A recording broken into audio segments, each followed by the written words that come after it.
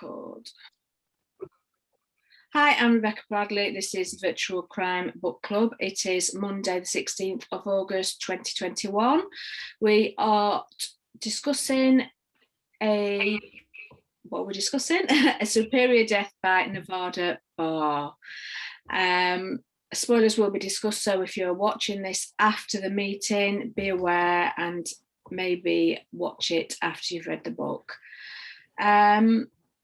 Okay, Ellen, before we started recording, you were talking about Lake Superior. I thought that Nevada Barr did a good job of describing it. And having been up there in July and August, it's cold. The water is really cold. And it reminds me of a loch in Scotland, because you can just feel the cold coming off the water, even on a really hot day, on a really warm day. And so when she talks about it, I don't know if other readers had to keep on reminding themselves it's June, and they're wearing flannel nightgowns and they're bundling up because it's very cold. And it's a very unusual, because the location is really close to the Canadian border. And if you look at a map, and when they talk, I think at one point they got a helicopter or something from Thunder Bay, and that's on the Canadian side. But it's a very unique area, and very rural, a very harsh area. It did come across very bleak and cold and unforgiving, the lake in the novel, to me. We'll go straight into the setting then, shall we? What did you make of the setting on the lake as a character in the novel itself? Yeah, I thought the descriptions were wonderful.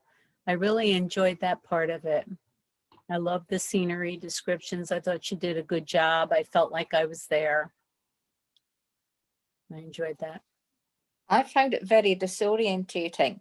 I wish there had been a map at the front of the book, because it wasn't until I actually got my iPad and opened the map of the island, and could then sort of actually figure out where they were going, because they seemed to be leaving one place and getting to another place, and I couldn't figure out distances or anything from the book. A map would really have helped me to get centered. Yeah, there were too many campsites, too many names of things.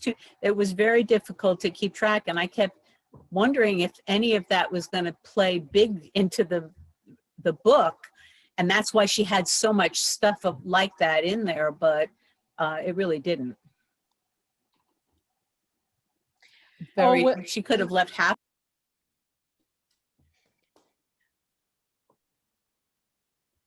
Okay. Did you enjoy the book? Hi, Craig. I absolutely loved the book, and I'm really intrigued, keen to read it, because I'm a diver. I love the island life, and everything was set up for me to go, I love this book. I'm going to love this book. And just like Lorna there, right at the beginning, I pulled the maps up and had a look at the area and was trying to follow where they were on the islands and all this sort of thing. But I struggled with it because I was constantly looking in dictionaries to some of the words she used I wasn't used to them, so I was constantly, what does she mean here? What does she mean with that? And I don't know if it's because it was American written rather than sort of in an American way or not. I just don't know, but I really struggled with it. And I found the characters, there were so many characters and so many place names and so much to try and take in. It was like a sort of an academic work almost. And I mean, don't get me wrong, I love the story. I absolutely love the story, and I really did follow the story, but there was so much, it was hard work. And that's what I'm trying to say. I really felt it was a hard work read. I read the whole thing, and at the end it was really good. But characters, they were called like the sister Christine, then Chris. I mean, I kept thinking, who's she talking about now? Because the names were all the time, and it was the same person, or there were so many different characters along the way. Yeah. My view. I agree, like the introduction like into the characters as well. You're like, you've got all these place names and then you've got all these people, and some of the place names sound like people. And so I was like, okay, is Mott a person or is Mott a place? Like, I'm really confused. Like, is she going to visit somebody or is she going to visit somewhere? And it took me a while to get into it. Once I was in it, like once I'd got the connections and I'd picked up, okay, who are the important characters and who are the kind of just background milling characters. But actually, it's really interesting because she did thread them all back in. So you're like, okay, I think I know who the main people are in the story. And then suddenly, like, Pizza Dave is right there at like the climactic scene. I was like, you are not who I was expecting to turn up here. Like, I just thought it was some background color. So yeah, and the bottle of the case of wine that she mentions just really briefly in passing, and then it comes up. You know, I just thought I thought that was really, really smart. I can't remember who the writer is who wrote Gone Girl, Sharp Objects. Her name is out of my head right now. Great crime writer, and she says that surprise endings have to be earned. And I felt like, oh, it's the wine. Shit, I never thought it would be the wine. I just thought that was wonderful. But I will confess, I got lost in the names too, place names. I first read this book when it was published and had not revisited it. And I decided that I really liked the book when I first read it, but for some reason I didn't continue with the series. And when I reread it, I found myself listing out all the characters because sometimes she would give the first name, sometimes the last name, sometimes with Chris, a nickname. And she was very confusing because Mott turns out to be an island, but also a person, historical. And there's so many pieces in here, and reading it, and I don't know if anybody else had read it before and reread it, I've really changed quite a bit in terms of my taste in terms of reading. And I don't like it when an author has so many different characters, because then they can't really do a lot of character development, in my opinion. And this was a good book in terms of the setting, because the setting really did shine.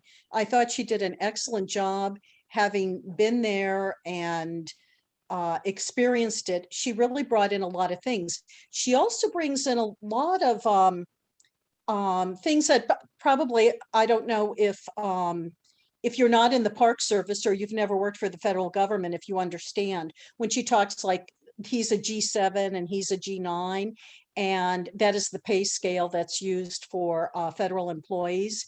And a very low pay scale, which I was kind of surprised because some of these people had been working for a long time and they had never been promoted or whatever.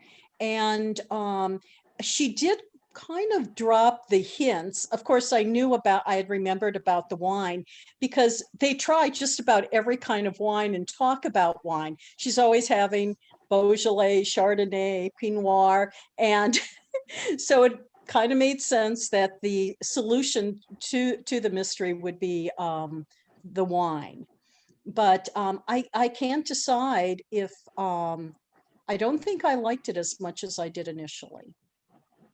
It's really interesting what you say about character development, because I mean, I don't know the series, but from the sounds of things, because I think this is the second book in this particular series, that the first book is set in a completely different place with completely different characters. And it feels like this one, she's not going to come back to any of these people.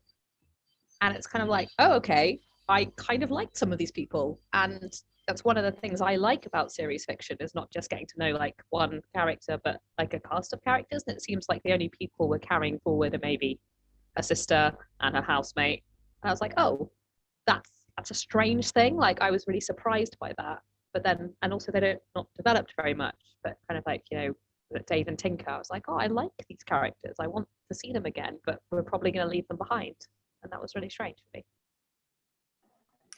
Yeah, I really like the idea of reading about somewhere where that I didn't know at all, and really sort of getting to know it. And I love that aspect of the book. But as everybody's sort of saying, I found it very confusing and difficult to get into. And I think it's because she was trying to get over so much information in the first half of the book, but she couldn't really bring any of, to me, she didn't even bring the place alive or the people alive. And I was totally confused, like everyone else, about the characters.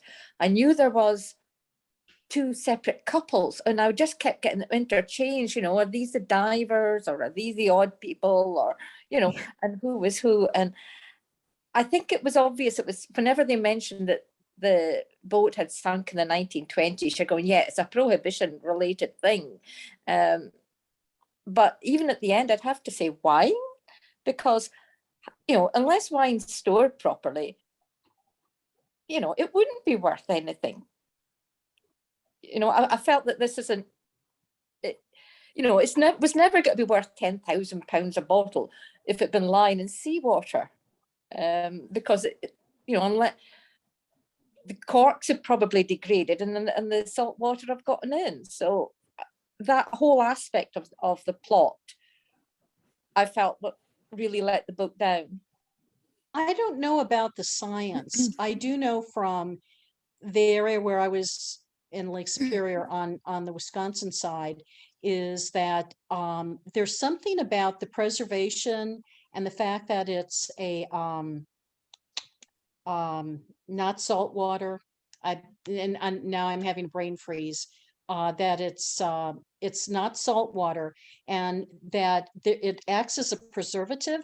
And they're starting to harvest some of the trees that are underwater, and they're perfectly preserved. And it's only when they bring them up that they begin to deteriorate, but they have developed processes for stopping that deterioration. But they bring stuff up from Lake Superior, and it's in perfect condition. And as to wine, I guess because there's the temperature, but I was really so I don't know enough about wine to know if that aids in its preservation. But I knew.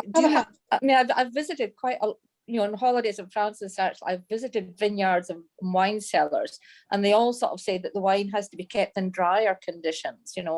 They're all in cellars. They're not in, stored in water. Which even as you're right enough, it's not a saltwater lake, but even fresh water.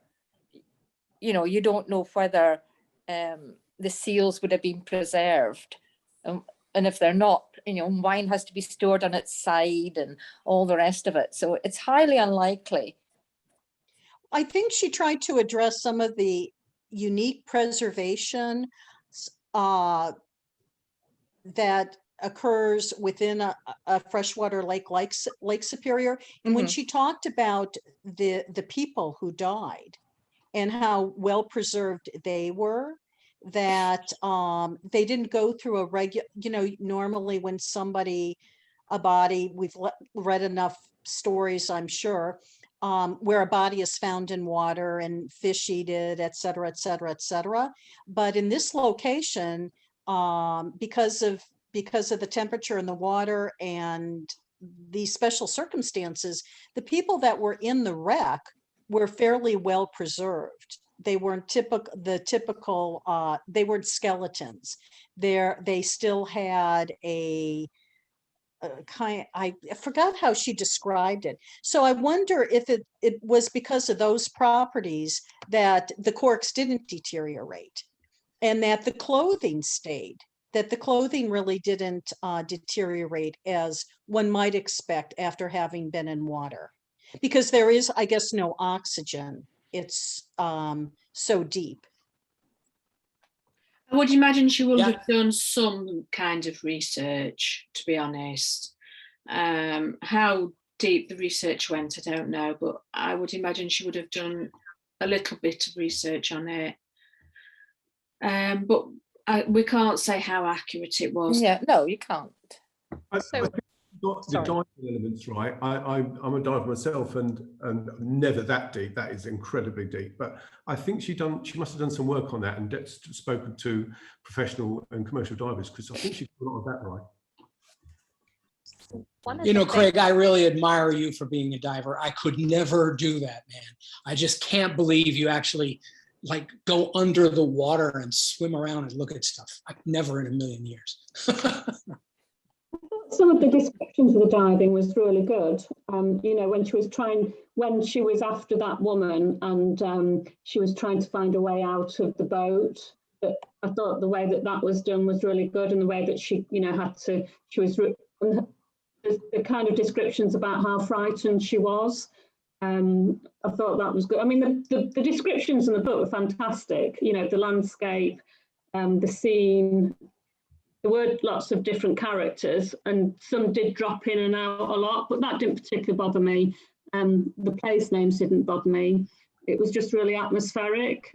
The only thing I would say is I was reading it on a Kindle, and there was no hint of any crime until 20% of the way through the book. Yeah. So I was expected a bit more Yes, that's right. crime in It the was book. very Same. slow. Yeah. It was very slow. Yeah. Yeah. We've Would have been talked- nice if she had had 2 or 3 more spots, like where when she was caught in the boat and it was very exciting and she was trying to get out. If she had put maybe 2 or 3 more of those in the book would have been more exciting. But I thought the book lacked a certain amount of excitement for a crime book. It didn't have that, what I'm used to reading. You know, usually it starts out with something that grabs you and then pushes you through the book. And that I didn't feel that at all. Yeah, she spent a lot of time trying to set the scene, introduce characters before she got the story going. And I think that's obviously not what we're used to, and it's sort of not sat too well with us. But another thing I really liked about it, it's fairly chronological, because I'm sort of getting fed up of all these books that keep going flashbacks back and forth and all the rest of it. So it was quite nice to just read a linear story for once. There's been mention of a lot of characters and maybe wanting to see characters in future books, whereas it's not likely because she's moving to a different area. Which characters would you like to see again? Vega, I absolutely loved him, although Yeah, he I like Vega. a lot, and you know, him and his partner sort of saved the day in the end. But I'd have liked to have developed him more and learnt about him, because he was like the head ranger, wasn't he? I actually quite liked her relationship with Scotty, like that antagonistic relationship. And I was a bit sad that he died off screen. I was kind of like, oh, that's come out of nowhere. I was like, oh, we're just going to resolve that whole plot in a conversation at the end. I was quite interested in that, and I was really surprised that it was resolved to kind of like an afterthought, just chucked in there. I was really surprised, because I like that antagonism, that kind of, or where's that going? Is it going to be sinister? Is he going to become a problem for her later on? And then he's just dead. Very strange. Yeah. Yeah, I mean, she got a lot in, didn't she? She got a wife beater in, she got incest in, she got paedophile in there. Pedophilia, yeah. Yeah, one night stand as well. So this is one of the things I found really surprising, actually, is when I started reading it, I hadn't realized when it was written. Because I picked it up and I started it and I was like, okay, this is a bit strange. Like, no one's looking anything up, no one is contactable. And I suddenly looked and I was like, oh God, it's 94. And like sometimes you couldn't tell. So like, you know, wilderness camping, lots of the themes are very similar. And then sometimes it just hits you. It's like when they're talking about AIDS, and particularly I think when they were talking about kind of statutory rape and pedophilia. But the first time they introduced it, it's always kind of a bit lighthearted. It's like, oh, it wasn't a woman, it was a girl. And you're like, wow, okay, this is a really strange way to treat a topic with that kind of weight. Like, I was quite surprised how she kind of oscillated between, oh yeah, he likes underage girls, to this is a really serious crime.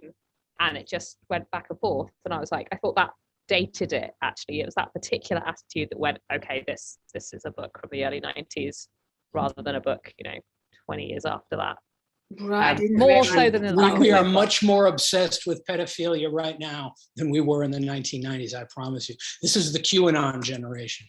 But I mean, very clearly, like, actually, I thought that was the thing, is that they didn't take it very seriously. That, like, you know, when, you know, they're talking about a 13-year-old, like, I hadn't realized how young Carrie Ann is in this book. Like, she's only 13, and the previous girl he's meant to have been was 12. And they say, oh, she hasn't even had her period yet. And it's like, whoa, okay, this is not how this was portrayed. But it wasn't. Like when her mum and her are talking, I was kind of I was imagining that she was like 15 or 16. Like, that's the kind of image I had in my head of, like, oh, she's out till 3 o'clock in the morning, she's dating, she's about like a mid to late teen, and it's like, oh god, no, she's 13 years old. That kind of hit me really hard, that kind of shift in attitude to, like, what we kind of maybe think is acceptable for different ages of teenage girls. Like, that, I found that quite surprising. But I hadn't realised the book was that old, to be honest. I didn't check it. I didn't look. I get a bit obsessed about dates, and yeah, I did work it out. And at first, wasn't sure how old she was. You know, first of all, I thought she was mid-30s, then thought early 40s, but I think she said she's 40, isn't she? So. I mean, going back to characters, you mentioned that was my biggest disappointment, was Scott, the character. I detested him by the end. You know, the way he left her to deal with this emergency dive on her own. You know, and he was like, "Oh, my engine's not working," or something like that. And then to find out that he choked on a bottle cap, you know, that was really disappointing. And I thought, no, you could have done so much more with that. You know, humiliated. He didn't help his fellow ranger, and he was meant to be the acting manager at the time, and you know, and that was a real disappointment to me. And likewise, the chap who was interfering with a young girl, you know, it might have been the age thing, but just to sort of brush it under the carpet almost. Oh yeah, well, he's going to go to see a therapist or something. No. There's so much more you can do with it, but it might have been the year of the book. It just seems strange to have a death off camera in a crime novel. Yes, it was very much just tying up a loose end, wasn't it? It wasn't. It didn't help. It did nothing for the plot. At one time, I thought Scotty was going to be in on it, you know, and be Patience's partner in crime. But you know, when he didn't come to her help and such, like, I thought that, yeah, he knew what was going on and wasn't going to help her. And I think I got the sense that in some ways she wanted that early confusion of, like, oh, what's Jim doing out by the wreck, and what's Scotty doing, and is his wife related to this? And then by the end she was like, okay, I'm done with that. Like, yeah, I've resolved the main part, they're not useful to me anymore, let's just quickly make sure you know what they're all about and finish. It felt like she wanted the intrigue earlier, but she didn't maybe take the time to satisfyingly wrap up that story. Like, I was interested, I wanted to know what happened with Scotty and his wife. Like, that was one of the mysteries for me. And then it was just kind of like, oh, and that was sorted. Actually, it didn't feel very satisfying. That part wasn't satisfying. I quite liked how the main mystery, the main crime, was wrapped up, but the rest didn't feel satisfying to me. Yeah, I can't actually remember, because Donna's body turned up, didn't she? But I can't really remember how she died. No, she ran off. She was camping, right? She ran away because he beat her. But she didn't actually die. All right, because she came I'm back. sure at the end somebody said that Donna's so they use the word body, but they don't mean body. They mean she turned up in the police station. They like, did. You're right. They did. Sorry, I was bait and finishing switch. this off quite late last night. Absolutely. Yeah. So Nevada Barr was formerly a park ranger. Did this make the book feel more authentic? Yes, it did. I never knew she was a park ranger until I looked her up after I read the book, and I knew nothing about the year or anything like that. But I've you know, it was felt real to me, and reading it about the islands and their work and all that, it felt real. So, you know, either research has been done very well, and or she's got experience in this field. And regardless of whether she's got too many characters or you didn't agree with people being killed off camera, did the fact that she was a park ranger, did the park ranger side of it feel authentic and Lake Superior and that kind of thing? I mean, for me, the landscape was authentic. I wouldn't know if the park ranger is authentic because I don't really know a lot about it, but I believed, I believed everything she said about it. So therefore, she did write it well and from her experience. Sorry. Anne.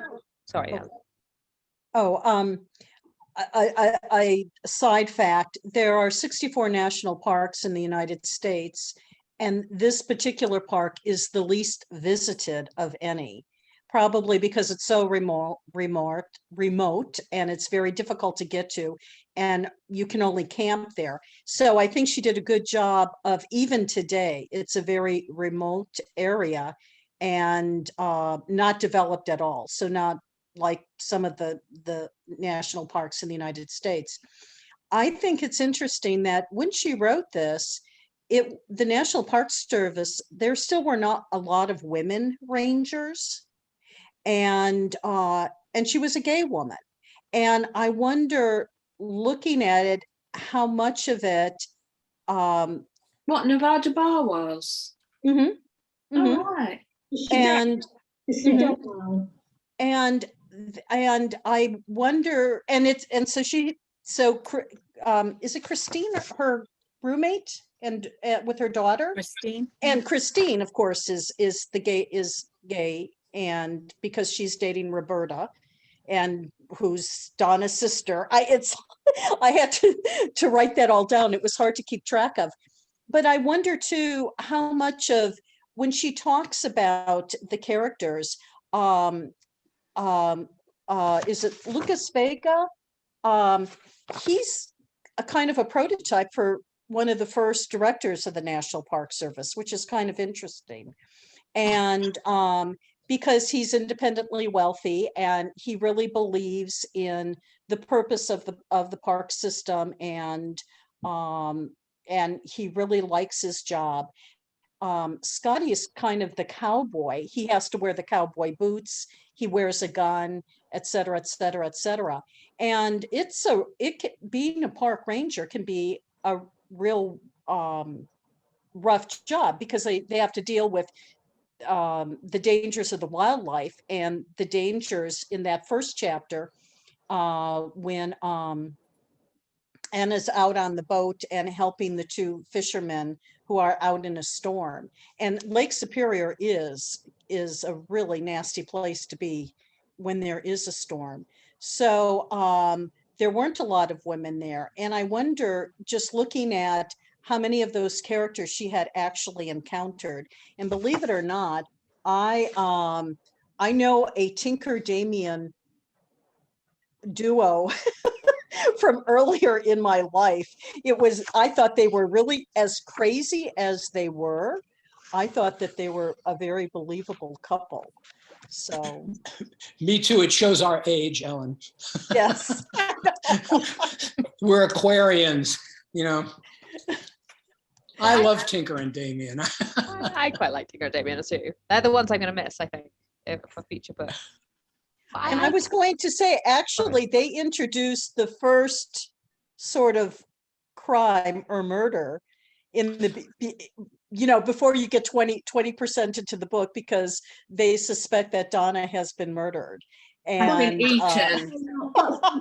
because of the pickle relish. Because of the pickle relish. That's wonderful. That's on page 33 on my Kindle. It's pretty early on in the book, and they've had the party and we've had these characters. But I think, Ellen, you made me think that the real star of the show is actually Lake Superior.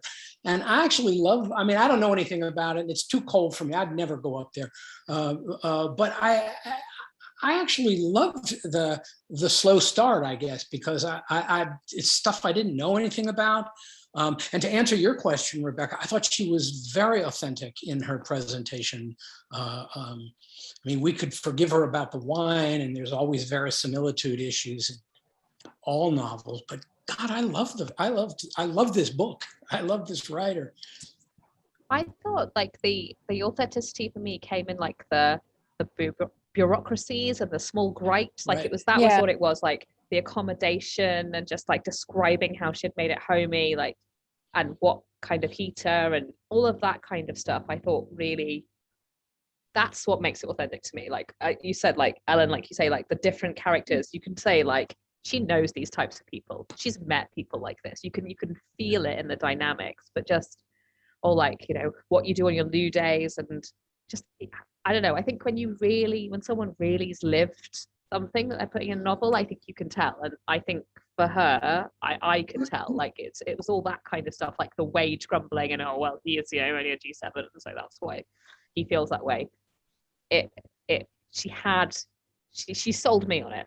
I was sold. I'm not surprised. I didn't know she was a park ranger, but I'm not surprised, having heard that she was. It's a very interesting idea for a series, because there's obviously a lot of parks that she can get round for different settings for her novels. And you know, she I don't know how many she did write in the series at all. I never actually checked, but yeah, we could learn a lot about the national parks in various parts of the states. Were you satisfied with the ending?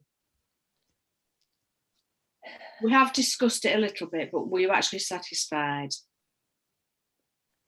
With the overall ending? the person and you know, they were captured and she was injured in hospital. That was great. It went on a bit though. There was, you know, it was a long time in the hospital dealing with this, dealing with that, tying up ends. I thought so too. Really tying up ends. So, but the actual plot, I was very satisfied with. I loved it, and it was satisfying for me. I think it's been a bit of a mixed bag this week, hasn't it? Of feelings for this book, from what I'm getting back from everybody. Yeah, I think so. It's not a book that you either could wholeheartedly like or wholeheartedly dislike. There was, you know, it's very much a mixed bag, as you're saying. Would anybody read another book in the series? Yes. No. But then, That was very emphatic. That was very yes. mixed. There were It might definitely be things I liked interesting. about it, but I again, like the series hook for me is the characters ongoingly, or the location, or something. And by the very nature of it, she's changing a lot of that stuff. And actually, I found the main character quite difficult. Like I found her a difficult person to spend time with. Like of the characters, she wasn't my favorite. And so actually, I'm not sure I want to follow her into the next book. Vera, what were you saying? Yeah, I didn't like the book that much. For me, it was quite difficult to understand all the descriptions, and I'm not really into boating or diving, so it was quite hard to follow this type of. I was also a bit confused with all the characters at the beginning. I liked the plot. For me, the plot was actually the best, was quite nicely done, but I didn't like her that much also. So I don't think I'll read another book in the series. I think it was quite well written in terms of the descriptions, but yeah, I didn't like the Anna Pigeon that much. I didn't think she was that interesting, or no, something was missing. So yeah, I will not read another one. So I think it might be quite interesting to read one quite a bit further down the line, because if that was 94, presumably she's written quite a few since then, to find out if she's actually managed to tighten up how she's written, and you don't get this same confusion at the beginning, you know, to see if her style has changed any. If she jumps straight into it. Yeah. I think she wrote like 20 books in the series, because I checked this and I think it was like around 20. So yeah, quite a lot.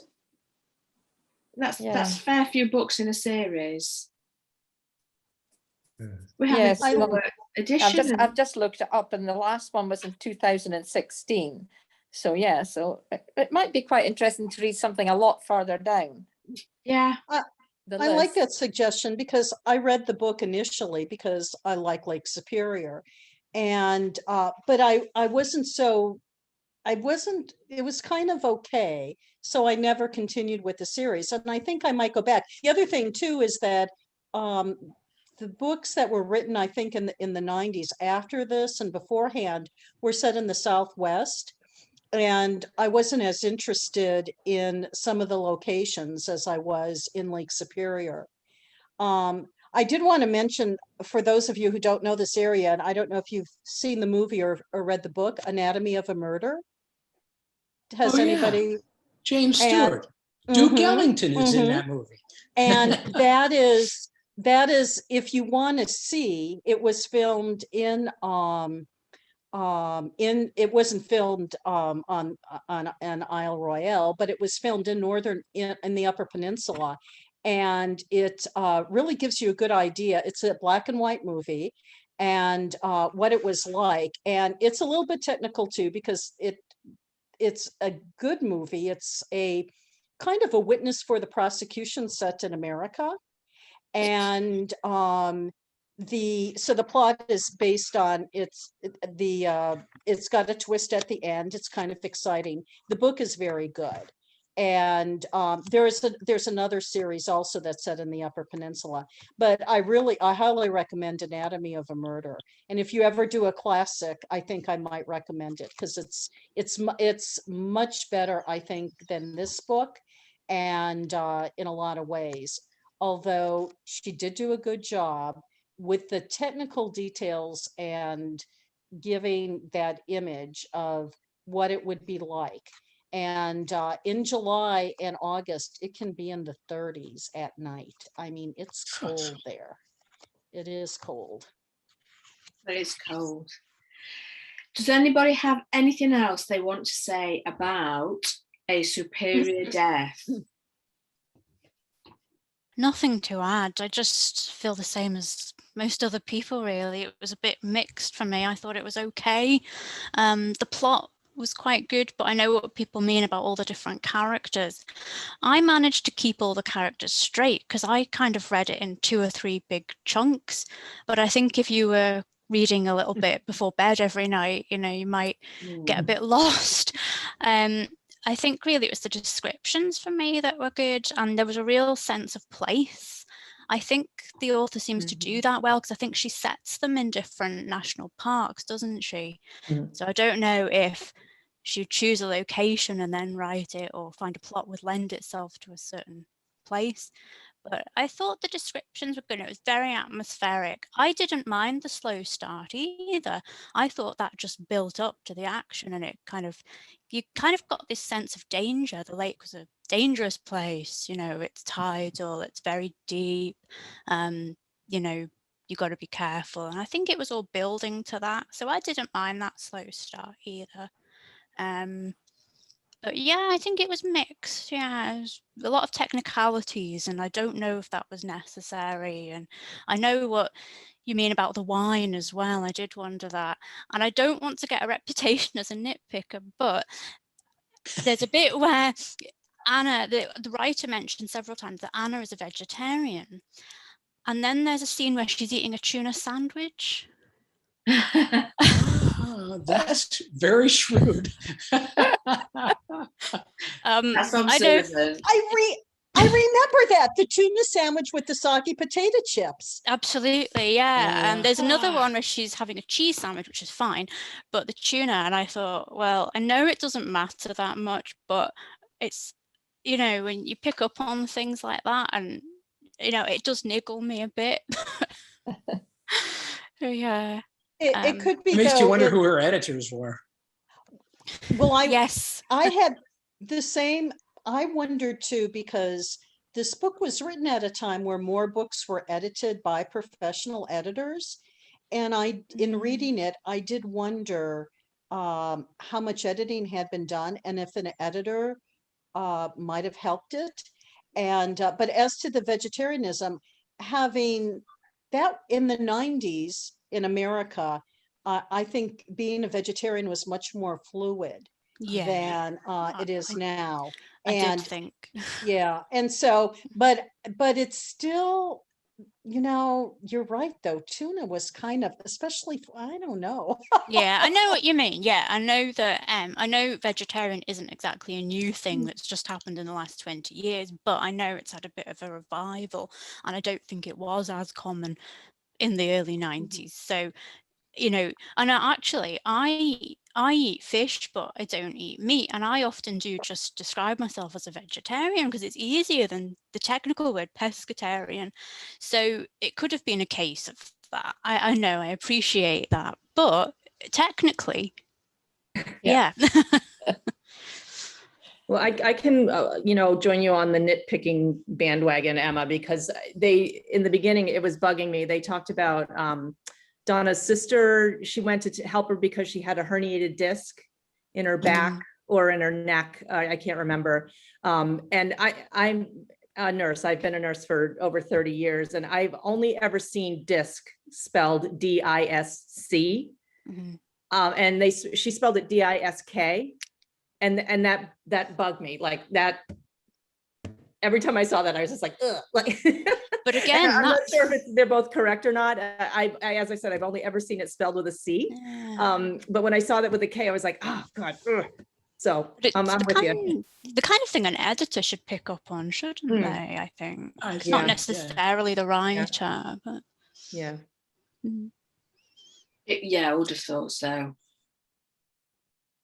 But there's a lot of words. Well, I loved this book, and I thank you so much, Rebecca, or whoever it was who suggested Nevada Barr, because I had never heard of her. I can't take the credit for that one. Somebody nominated it. It's been such a great discovery for me. I'm going to go ahead. I liked the book, and let me say that in terms of thriller endings, I mean, she begins. Yeah, when Anna goes down diving after, what's her name, right? The teenage girl calls her out and says, I think my mommy's dead. God, she's got such a great character name too. That's like 30 or 40 pages from the end of the book. And she actually succeeds, to my mind. I think Craig is right about the hospital scenes going on too long, but those thriller scenes at the end are really good and they're really gripping. And she manages to give it 2 or 3 different, we got to jump across the bow, we got to fight, oh, I dropped the gun. I actually liked all that. I thought it was pretty artistically done, and it had me kind of going. Well, I'm glad you enjoyed it. I did enjoy it. Like, I found like some bits irritating me, but that's partly because by that point I was really invested. So I was like, come on, can't believe you did this to Scotty. I really wanted to know. So I enjoyed it. I just don't, the only reason I wouldn't pick up another is just because of that series thing for me. Like, but other than that, I really enjoyed it.